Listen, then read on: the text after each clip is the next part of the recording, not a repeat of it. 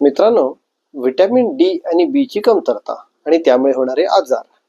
आज समाजामध्ये अचानकपणे व्हिटॅमिन्सची कमतरता ही एक प्रमुख समस्या जाणवू लागलेली आहे. मुळात व्हिटॅमिन डी हे सूर्यकिरणात जेव्हा त्वचा येते, त्वचेचा आणि सूर्यकिरणाचा संपर्क होतो, त्यावेळी त्वचेखाली आपोआप तयार होत असतं.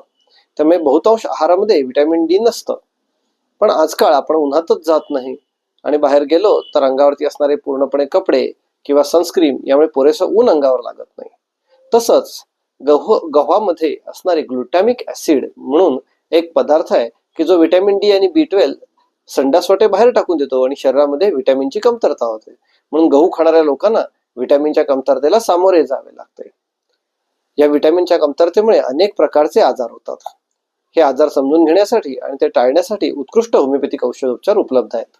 त्याबद्दल अधिक माहितीसाठी आजच माधव क्लिनिकला संपर्क साधा.